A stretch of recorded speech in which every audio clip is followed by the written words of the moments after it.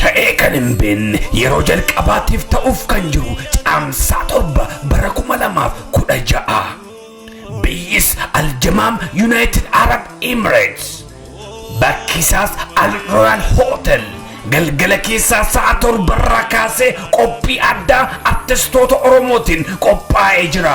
Qophiin bashannanaa kun artistoota Oromoo 2 Norway irraa Haayiluu Kitaabaa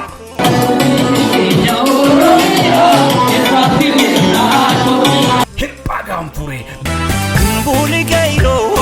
biyya keessaa Seenaa Solomoon akkamiin diina gamtu Hawwii Tazarraa abbichuudhaa gaaragaa meeshaa taphachuudhaan kan beekame Tottobaa Taaddasaa